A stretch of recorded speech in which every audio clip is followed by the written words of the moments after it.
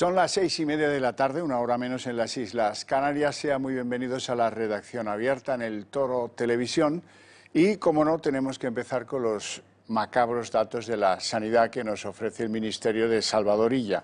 Según estos datos, tenemos 30 muertos en los últimos 7 días y 141 contagios nuevos.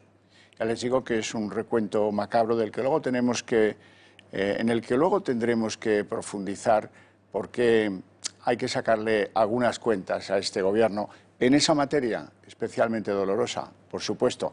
Empezamos con un estudio en Torrejón que demuestra que de todos los encuestados allí, que se ha hecho un test masivo, más del 20% tienen anticuerpos, y eso es muy positivo.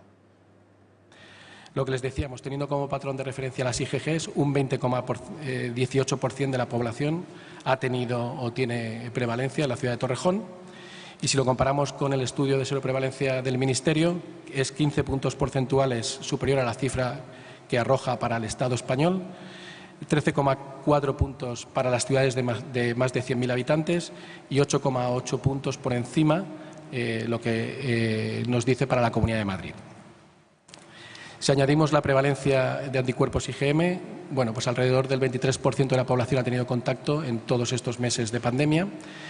Y algo muy importante del estudio, resulta una base de datos de alto valor, muy relevante para la comunidad científica, que va a abrir líneas de investigación identificadas en colaboración con universidades, entre otras, conocer más a fondo los mecanismos de transmisión de la enfermedad, la diseminación familiar. Yo creo que es algo que está en la literatura científica y que vemos que familias de 4 o 5 miembros, pues hay una diseminación heterogénea entre 50, 60, 75% de los miembros. Pues nos alegramos mucho. Hoy ha habido sesión de control en el Congreso y ha habido episodios, diálogos, trozos de esas intervenciones que recordaban los diálogos castizos de Arniches. Oiga, ¿y de ahorrar qué? De ahorrar nada de nada. Todos sabemos que hay que apretarse el cinturón, pero el Gobierno no. Escuchen a Sánchez.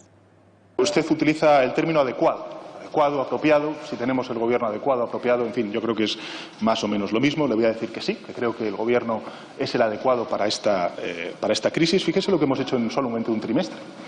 Por ejemplo, en el frente sanitario, pues gracias al estado de alarma y al confinamiento hemos salvado 450.000 vidas.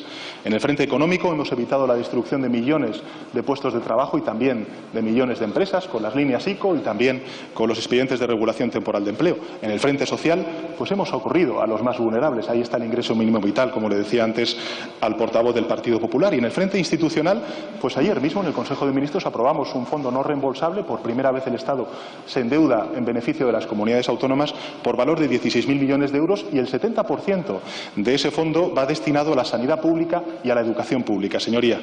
Y todo esto en tan solo 3 meses, señoría. Por tanto, sí, considero que tenemos el Gobierno adecuado para responder a esta crisis. Considera que tiene el Gobierno adecuado para responder a esta crisis. 22 carteras ministeriales, como no las había habido nunca. Bueno, un despropósito absoluto. Vamos con el conteo de los muertos porque se las trae. Verán, la Organización Mundial de la Salud, la OMS, está apretando a los gobiernos porque dice que quiere un balance de los muertos actualizado y real de lo que ha causado el COVID-19. Dicen los de la OMS a los gobiernos que incluyan los positivos probados y que añadan a la lista los fallecidos con síntomas. Para Italia eso no es ningún problema, para Estados Unidos tampoco, pero para el gobierno de Sánchez sí, y es un problema gordo. Esta obligación internacional debería hacer reflexionar al gobierno y este debería dejar de esconderse tras la falta de transparencia sobre algo que es crucial, aunque ponga a España en los lugares de cabeza de la pandemia y al gobierno que preside Pedro Sánchez como el peor gestor de la pandemia en el mundo, tanto por número de muertos como por contagio de sus sanitarios.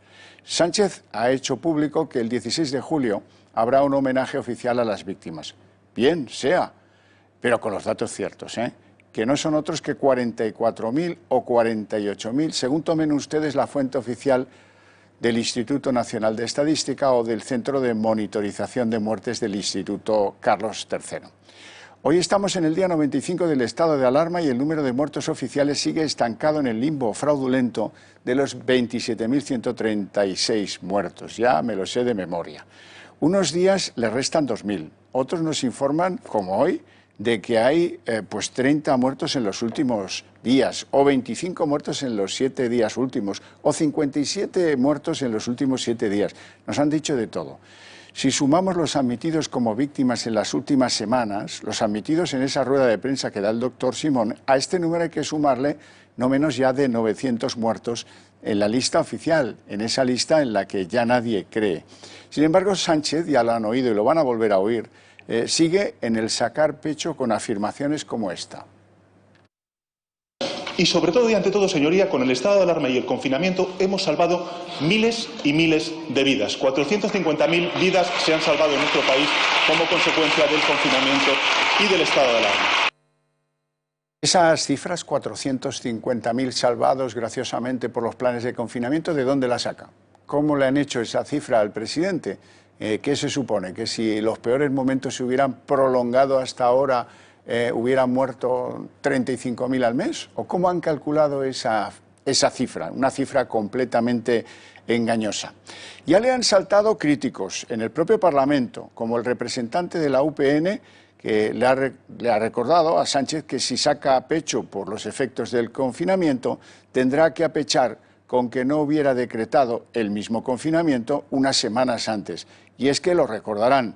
Hay un estudio de unos epidemiólogos de prestigio de la Universidad de Oviedo que nos informaba de que si las medidas se hubieran tomado una semana antes del 14 de marzo, cuando se puso en marcha, cuando se decretó el estado de alarma, los contagios se hubieran reducido en un 62% y los muertos en una cifra similar. El Gobierno sigue escudándose, tanto Illa como Sánchez, ya los han oído cientos de veces o miles de veces. Se ha hecho lo que opinaban los científicos, hemos sido guiados por los expertos. En ese mismo sentido, les tengo que contar que la Sociedad Española de Epidemiología hizo pública ayer una carta en la que recuerda que ellos han informado de la gravedad del COVID, pero que las medidas que había que tomar, esas medidas corresponden a los políticos y no a los científicos, como el que advierte al Gobierno que no puede escudarse y eludir sus responsabilidades tras la idea difusa de que lo que han hecho es lo que les indicaban los expertos. Decían los científicos, y ya saben que la lista de esos científicos sigue siendo un secreto de Estado, siguen siendo los expertos con capucha del Gobierno de Pedro Sánchez. No pueden abrigar su inacción en el informe de los científicos. Y nosotros les tengo que reafirmar un compromiso.